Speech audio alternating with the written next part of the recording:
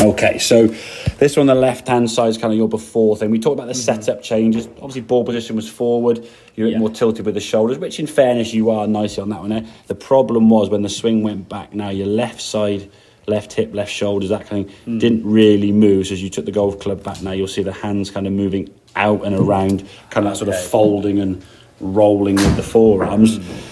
So as the club goes back here now, there you can see the hands sort of following that green line now. So as you get to about here, now the club, your arms are quite a long way from your chest and torso. Now you're getting quite steep with the golf club. Yeah. Then because of that, now your head's going to start dropping down a little bit. And obviously any movements that are incorrect with this club gets longer, become more magnified basically, okay? So when you come back to the golf ball now, your hands are going to be way in front of impact there. So there's impact there. Your hands, it's hard to see from here, but you can see how much your shoulders are aiming to the right there. So your impact is kind of...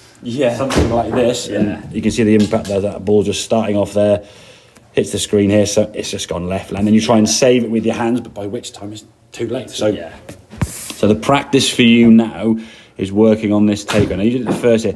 That to me now has gone a little bit we call inside, because your forearm now must have done this. And if we do this on the way back, then you've got to do an awful lot of that on the way down.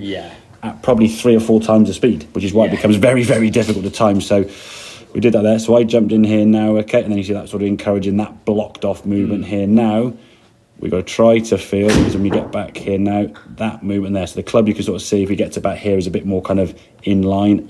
I get out of the way now and you do a couple by yourself anyway. So yeah, that's better. Okay, the club shaft, there's what we're looking for, the club shaft more in line. Again, always try and do these if we can to feel it rather than watch it. Because if you watch it, you're probably better at doing it. Then obviously when the golf ball gets in the way to be hit, you can't be sort of watching it with your eyes. So you've got to really feel that movement with the arm doing this motion. You could probably see it peripherally over there, sort of thing, but we don't want to be going because then you'll get it right and then you go, hang on, when I play a golf ball, I've got to start looking at the golf ball. So the movement there's better, okay.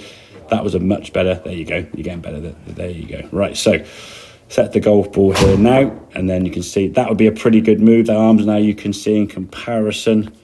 We go back to that one there, how much more your arms, the gap between your arm and your chest, there's much more connected on the right hand side. Going back, and essentially the shot now with the ball in play. Much better, So your arm now that is more in line with your shoulders there, rather than sort of sticking out this way. As a result of that now, your club's going to swing back a lot shallower, where you look at your right arm now in this one, a lot steeper, and look how much closer the club is to your head.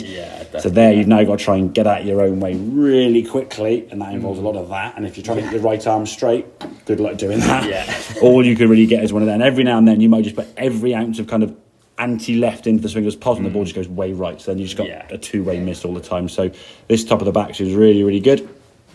Club comes back down now, nice and shallow. We want to get the club matching up with our trail forearm, which if we get to about there, pretty perfect, Coming the golf ball now from a good angle. Club face now squaring up. Ball, you can see it was a little low on the club face, but to the start line, and the ball started there and pretty much stayed there. It's starting to draw a little bit more back. It's staying in the fairway. That's the main thing. Okay, so for me, couple of setup changes there we talked about with the driver, but the setup changes create the difference in the swing. The posture is still going to be doing what we did with the irons last lesson. It's just more now we're going to be turning the torso now with the arms a bit more, which I kind of coincides obviously in the past you were doing this, but turning with the torso, staying taller, left hip, left shoulders getting out the way.